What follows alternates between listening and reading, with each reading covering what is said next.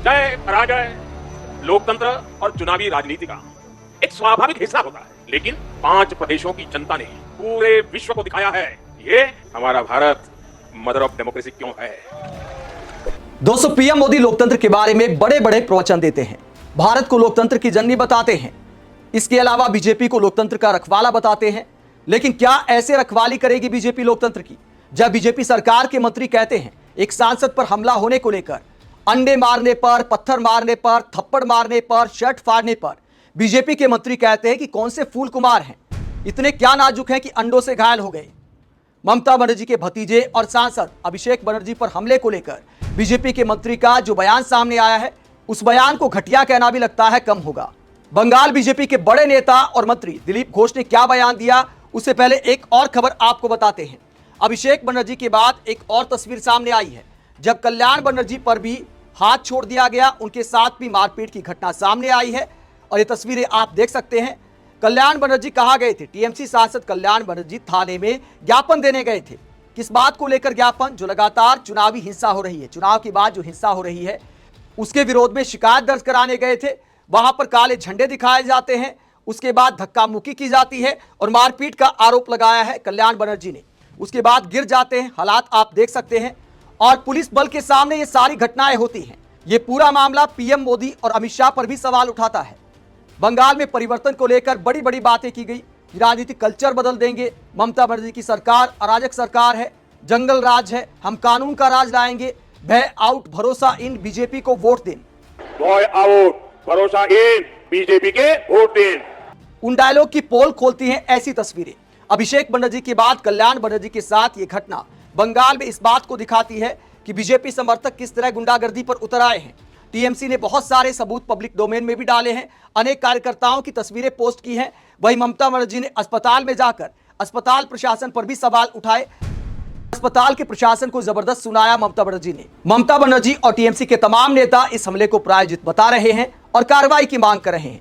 कार्रवाई की बात करें तो कितने लोगों को गिरफ्तार किया गया है, इसके अलावा टीएमसी ने किन चेहरों को उजागर किया है, खबर आप देख सकते हैं कितने लोगों की गिरफ्तारी अब तक हुई है। टीएमसी सांसद अभिषेक बनर्जी पर हमले में 5 गिरफ्तार। ममता बोली हेलमेट नहीं होता तो जान चली जाती। भाजपा नेताओं अफसरों ने डिस्चार्ज का दबाव बनाया। तो ममता बनर्जी का कहना है कि अभिषेक बनर्जी ने अगर टाइम पर हेलमेट नहीं पहना होता तो जान भी जा सकती थी, सिर में पत्थर भी लग सकते थे, कोई भी अनहोनी हो सकती थी। ये टीएमसी आरोप लगा रही है। वही बीजेपी की तरफ से क्या बयान सामने आया मंत्री महोदय का, आगे आपको दिखाएंगे। टीएमसी ने कुछ तस्वीरें भी जारी की हैं कि अभिषेक बनर्जी पर हमले में बीजेपी के लोग भी शामिल थे। एक मंडल अध्यक्ष की तस्वीर दिखाते हुए दावा किया है टीएमसी ने कि ये भी जिम्मेदार हैं, लेकिन इन पर कोई कार्रवाई नहीं की गई। क्या कहा टीएमसी ने? बीजेपी बंगाल मंडल अध्यक्ष अभिजीत विश्वास कल की भयावह घटना के दौरान भीड़ को सक्रिय रूप से निर्देशित और उकसाते हुए देखे गए। इससे एक सीधा सवाल उठता है कि अगर भाजपा का दावा है कि हमला महज जनता के स्वतः स्फूर्त गुस्से की अभिव्यक्ति थी, तो भाजपा का एक पदाधिकारी घटनास्थल पर मौजूद क्यों था और इतनी सक्रिय भूमिका क्यों निभा रहा था? वो किससे निर्देश ले रहा था? इस्लाम बंदी को किसने अधिकृत किया? हमले की योजना किसने बनाई? शुभेंदु अधिकारी जवाबदेही से बचते रह सकते हैं, लेकिन ये सवाल खत्म नहीं होंगे। इसी तरह टीएमसी ने कई तस्वीरें जारी की हैं और बीजेपी पर हमले की साजिश करने का आरोप लगाया है। जब बीजेपी पर आरोप लगा तो मंत्री जी का क्या जवाब सामने आया? बीजेपी के मंत्री दिलीप घोष ने क्या कहा? दिलीप घोष ने कहा कि जो हुआ है अभिषेक के साथ वो नहीं होना चाहिए था, लेकिन पिछले 15 साल से जनता जो भुगत रही थी उसे देखिए। एक एक व्यक्ति को सताया गया है, किसी को नहीं छोड़ा गया, सबके अधिकारों का हनन किया गया है। ना कानून व्यवस्था थी, ना कोई सुविधा थी, बस रूट था, रोड बंद कर दिया गया। घर के सामने 10 साल से बैरिकेड लगा दी गई, किसने अधिकार दिया? एक छोटा सा नेता भी 3-3, 4-4 गाड़ियां और सिक्योरिटी लेकर घूमता है। रास्ते में ट्रैफिक पुलिस नहीं, थाने में पुलिस नहीं है। हर टीएमसी नेता के घर पर पुलिस गार्ड है, क्यों? आगे दिलीप घोष कहते हैं, और एक से एक नेता, जो नेता एंटी सोशल थे, पैसा उगाना, सिंडिकेट चलाना, कटमनी लेना, यही उनका काम था। ये लोग कभी सज्जन लोगों से नहीं मिले, अपने एमएलए, एमपी या मंत्री से नहीं मिलते थे, केवल सिंडिकेट चलाते थे। तो जनता का जो रोष है वो कहीं ना कहीं तो आना चाहिए। जनता कितना खफा हुआ है देखिए। फलता इलेक्शन में अब टीएमसी को 4th पोजीशन मिला है। हालांकि इस बात में लॉजिक कितना है, जब टीएमसी के उम्मीदवार ने खुद ही चुनाव ना लड़ने का ऐलान कर दिया था, मतदान से पहले प्रेस कॉन्फ्रेंस करके बोल दिया था कि मुझे वोट मत देना, मैं इस चुनाव में नहीं हूं, तो फिर पोजीशन गिनाने का आखिरकार क्या लॉजिक बनता है?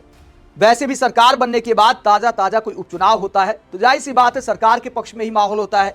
जनता सोचती है कि विपक्ष को वोट देने से क्या फायदा है, और टीएमसी के उम्मीदवार तो बैकआउट ही कर गए थे। आगे दिलीप घोष कहते हैं, इसको देख के समझ जाना चाहिए, काहे रिस्क ले रहे हैं, हीरो बनने क्यों जाते हो भाई। तो अभिषेक बनर्जी पर आरोप लगाया कि हीरो बनने क्यों जाते हो। मतलब एक व्यक्ति का मर्डर हो जाता है, अपने कार्यकर्ता के परिवार से मिलना क्या हीरोगिरी करना है। सांत्वना देने गए थे, ढांढस बंधाने गए थे, समाज का एक ताना बाना है उसको निभाने गए थे अभिषेक बनर्जी। और दिलीप घोष कहते हैं कि हीरोगिरी दिखाने गए थे। आगे कहते हैं, जो जिंदगी में नहीं किया है, रास्ता में कभी कदम नहीं रखा, 22 गाड़ी का कॉन्वे लेकर घूमते थे, वो व्यक्ति आज जाकर हीरो बनेगा तो हम लोगों की तो बहुत धुनाई हुई थी। आज भी मेरे शरीर में दाग है, मैं कभी दिखाता नहीं किसी को। बड़ा बड़ा ईटा पत्थर, हमारे राष्ट्रीय मंत्री सम्मानित नड्डा जी, उनके साथ में गाड़ी में था, इन्हीं के 2-2 एमएलए हजारों लोगों को रास्ते में लेकर खड़ा था। ईटा पत्थर मारा, 10 गाड़ियां तोड़ी, जनता ने सब देखा है। मौका ढूंढ रहे थे, आप मौका क्यों दे रहे हो लोगों को। घर में रहिए ना शांति से, बहुत कमाया खाइए, देश विदेश घूमिए। बीजेपी अगर मारता ना 15 दिन समय नहीं लगता। टीएमसी का नामो निशान, एक झंडा नहीं मिलता। 5-5 तल्ला बिल्डिंग में बैठे हुए हैं, तोड़कर ईंटा निकाल देता सब। बीजेपी है, भगवान का शुक्र करो कि बीजेपी सत्ता में आई है, नहीं तो कोई टीएमसी का नाम नहीं मिलता। आज एक भी नहीं बचता नेता, रास्ते में उतार उतार के मारते लोग। हम ही रोक रहे लोगों को और हम रोकेंगे, किसी को कानून हाथ में लेने नहीं देंगे। तो बीजेपी सरकार के मंत्री इतने अहंकारी बयान दे रहे हैं। अगर आपके साथ गलत हुआ, अगर बीजेपी नेताओं के साथ मारपीट हुई टीएमसी की सरकार में, तब मीडिया जंगल राज कह के ममता बनर्जी से सवाल करती थी। आप लोग ही लोकतंत्र की दुहाई देते थे। पीएम मोदी परिवर्तन के नारे पर बंगाल के चुनाव मैदान में उतरे, आपकी सरकार बन गई। अगर आज आपके समर्थक पीट रहे हैं तो आप कहते जनता का आक्रोश है। क्या जनता के आक्रोश के नाम पर इस तरह नेताओं की पिटाई को जस्टिफाई किया जा सकता है। अगर उनकी सरकार में गलत हुआ तो क्या आपकी सरकार में भी गलत होगा। आगे ममता बनर्जी ने जब अस्पताल में कुप्रबंधन का आरोप लगाया, ठीक से इलाज ना कराने का आरोप लगाया, तो आगे क्या कहते हैं। आगे कहते हैं हॉस्पिटल की स्थिति ममता जी को मालूम हो गया। आज तक उनके घर का कोई खुद कभी हॉस्पिटल में गए हैं क्या। सरकारी हॉस्पिटल में क्या होता है, आज मजबूरी में आपको हॉस्पिटल ट्रीटमेंट करा के सर्टिफिकेट चाहिए केस करने के लिए। एक अंडा फेंका है, उसमें चोट लग गई, इतना नाजुक हैं आप। अरे हम तो कितना चोट झेला है, विपक्ष में रहने में कितना मजा आता है, कभी तो चखो, अभी तो शुरू ही हुआ है केवल। तो बीजेपी सरकार के मंत्री कहते अभी तो शुरू हुआ है, तो क्या कहना चाहते हैं, आगे और पिक्चर बाकी है क्या, और नेताओं पर हमले होंगे। कहते एक अंडा ही तो लगा है, लेकिन क्या सिर्फ अंडा लगा है। तस्वीर हम आपको दिखाते हैं मंत्री जी, ये तस्वीर आप देखिए, यहां पर पत्थर चला, ये हवा में पत्थर आप देख सकते हैं। ये अभिषेक बनर्जी ने हेलमेट पहन रखा था, हेलमेट की ग्रिल पर पत्थर लगता है। अगर ग्रिल नहीं होती, हेलमेट नहीं होता, तो अभिषेक बनर्जी का क्या हाल हो सकता था। जो ममता ने बयान दिया कि कुछ भी अनहोनी हो सकती थी, और मंत्री कहते हैं कि फूल कुमार है क्या जो एक अंडे को नहीं झेल सकते, हमने बहुत चोट झेली है। तो क्या अब बदले की राजनीति की जाएगी। एक मंत्री का ऐसा बयान आता है और देश के प्रधानमंत्री प्रवचन देते हैं लोकतंत्र पर। और कितना शर्मनाक है कि इतनी बड़ी घटना को लेकर ना ओम बिरला का कोई रिएक्शन आया है, एक सांसद पर हमला हुआ है, या यूं कह सकते हैं 2 सांसदों के साथ मारपीट हुई है, कल्याण बनर्जी और अभिषेक बनर्जी। लेकिन लोकसभा अध्यक्ष ने कोई निंदा प्रस्ताव जारी नहीं किया है, निंदा वाला बयान जारी नहीं किया है। प्रधानमंत्री इस मामले पर मौन है। आप इस पूरे मुद्दे पर क्या सोचते हैं, कमेंट बॉक्स में अपनी राय जरूर दें, साथ ही चैनल को सब्सक्राइब भी करें। नमस्कार।